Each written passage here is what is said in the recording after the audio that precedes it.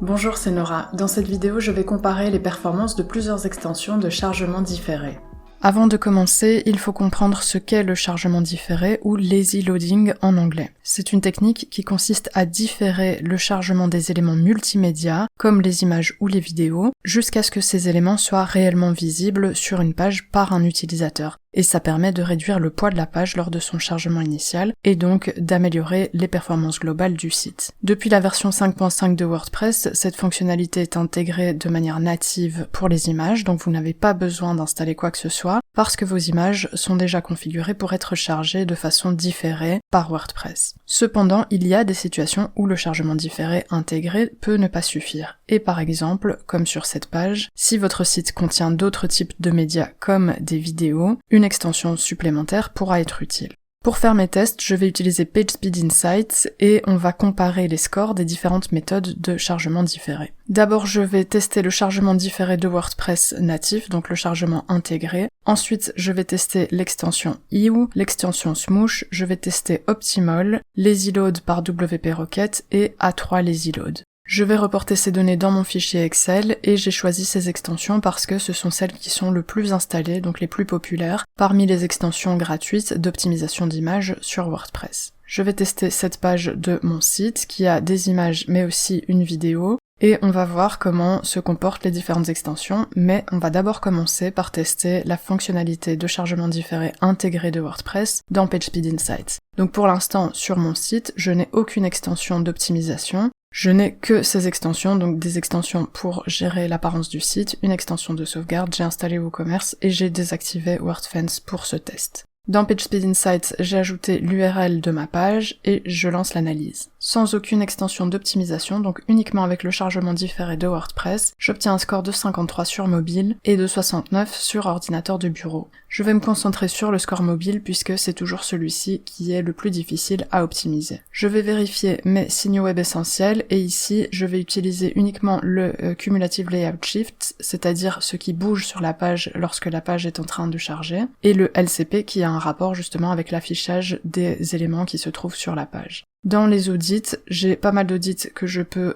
corriger, mais je peux voir que mes images sont chargées en différé. Donc si je descends dans les audits réussis, je peux voir que différer le chargement des images hors écran fonctionne, donc que WordPress prend en charge cette optimisation et PageSpeed Insights l'a reconnu. Néanmoins, ce qu'on va tester ici, c'est si le chargement différé de WordPress est plus efficace ou moins efficace que les autres extensions, et on va évidemment comparer les extensions entre elles. J'ai complété mon fichier Excel avec ces données, donc j'ai repris le score global, le temps de chargement global, le LCP et le CLS, comme vous pouvez le voir ici. Je vais donc passer à Ew, l'extension Ew, donc je reviens à mes extensions, je vais ajouter une extension, je fais la recherche pour Ew, et je vais installer et activer Ew Image Optimizer qui a plus d'1 million d'installations actives. Mon extension est active, donc je peux me rendre dans les réglages et Ew Image Optimizer. Ici, je vais passer l'assistant de configuration, et ici, je ne vais pas utiliser l'extension pour optimiser mes images, je vais uniquement activer le chargement différé.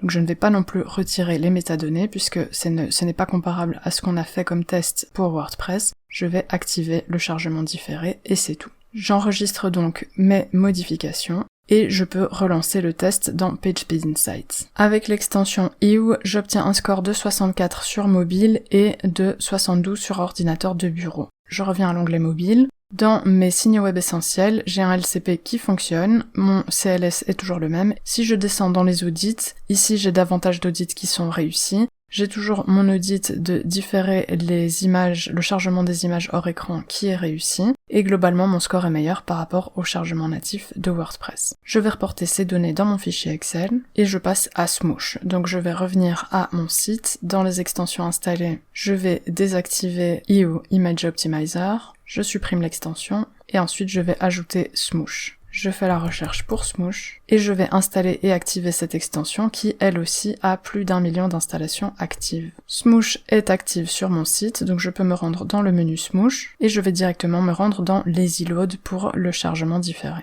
Je vais passer également l'assistant de configuration avec cette extension et je vais activer le lazy load, donc le chargement différé. Ensuite, je vais laisser les configurations par défaut, c'est-à-dire que je souhaite que tous les types de médias soient chargés en différé. C'est le but d'installer une extension par rapport au chargement différé natif de WordPress. Et ensuite, je vais sauvegarder mes modifications. Je reviens à PageSpeed Insights et je relance mon analyse. Avec Smoosh, j'obtiens un score global de 58 sur mobile et de 71 sur ordinateur de bureau. Je reviens à l'onglet mobile. Dans mes signaux web essentiels, j'ai un indice de vitesse qui est extrêmement lent, mon LCP est plutôt bon et mon CLS est toujours de 0. Je vais vérifier mes audits, et ici j'ai des audits qui sont chaque fois différents en fonction de ce que je teste, mais dans mes audits réussis, j'ai toujours le chargement des images qui est bien différé hors écran. Je vais reprendre ces données dans mon fichier Excel, et je passe à l'extension Optimol. Donc je reviens à mon site WordPress, dans mes extensions installées, je désactive Smoosh, je supprime l'extension, et je vais ajouter une extension qui sera Optimol.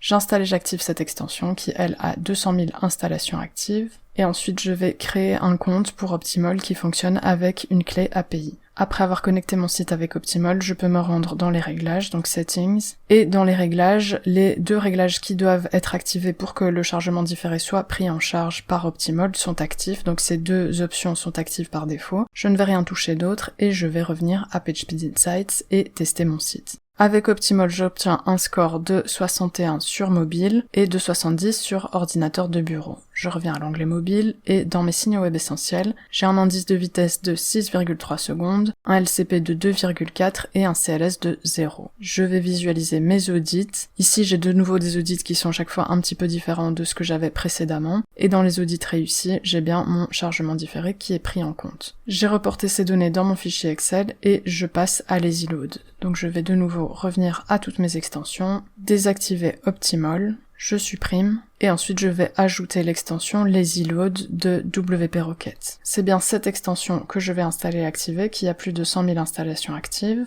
Mon extension est active, donc je peux me rendre dans Réglages et Lazy Load, et ici je peux choisir ce qui va être rechargé en différé. Je vais sélectionner tous mes éléments multimédia, et j'enregistre les modifications. Je reviens à PageSpeed Insights et je vais lancer le test pour Lazy Load. Avec Lazy Load, j'obtiens un score de 93 sur mobile et de 98 sur ordinateur de bureau. Je reviens à l'onglet mobile. Dans les signaux web essentiels, j'ai un indice de vitesse de 3,7, un LCP de 2,4 et un CLS de 0. Ensuite, dans les audits, j'ai un petit peu moins d'audits en échec. Et si je reviens aux audits réussis, j'ai bien le chargement des images hors écran qui est différé. J'ai reporté ces données dans mon fichier Excel et je passe à la dernière extension qui est A3 Lazy Load. Je reviens à mon site WordPress, dans mes extensions installées. Je désactive Lazy Load, ensuite je la supprime et j'ajoute l'extension A3 Lazy Load. C'est donc bien cette extension que j'installe et j'active qui a aussi 100 000 installations actives. A3 Lazy Load est active sur mon site, je vais me rendre dans les réglages et A3 Lazy Load. Et ensuite dans Lazy Load Activation, je peux voir que mon chargement différé est actif par défaut. Je peux garder le chargement natif de WordPress actif ou non. Ici je vais conserver les réglages par défaut de cette extension. Et notez que par défaut, les chargements différés des autres types de médias que les images, donc des vidéos et des iframes, sont déjà configurés pour être actifs par défaut. Je reviens donc à PageSpeed Insights et je lance mon analyse pour A3 Lazy Load. Avec A3 Lazy Load, j'obtiens un score de 86 sur mobile et de 96 sur ordinateur de bureau. Je reviens à l'onglet mobile. Et ici, je peux voir mes signaux web essentiels, donc un indice de vitesse de 4,8, un LCP de 3,2 et un CLS de 0.066. Si je vérifie mes audits en échec, j'ai de nouveau quelques audits qui ne sont pas réussis. Par contre, dans mes audits réussis, j'ai bien le chargement des images hors écran qui a été différé. Je vais reprendre ces données dans mon fichier Excel. Mon test est terminé, donc je peux comparer mes résultats. Je peux voir que par rapport aux extensions que j'ai installées, c'est bien le chargement différé de WordPress qui est globalement le moins bon. Il obtient le moins bon score mobile et également le moins bon LCP. En termes de temps de chargement, c'est le deuxième temps de chargement, juste après Smoosh. Et Smoosh, qui est une extension dédiée à l'optimisation des images, fait un score plutôt médiocre, avec un temps de chargement mobile qui est quand même assez élevé. Il faudrait refaire le test évidemment pour s'assurer que ce n'est pas une erreur. Le LCP est relativement correct et je garde un CLS de 0. En ce qui concerne le CLS, toutes les extensions, y compris le chargement différé natif de WordPress, font un bon score, sauf A3 Lazy Load, qui conserve un CLS relativement correct, qui est dans le vert en tout cas pour Google, mais qui ajoute finalement ce mouvement de l'affichage de la page, alors que dans WordPress natif, je n'ai pas ce mouvement. Donc on peut dire que c'est une extension qui introduit un petit problème.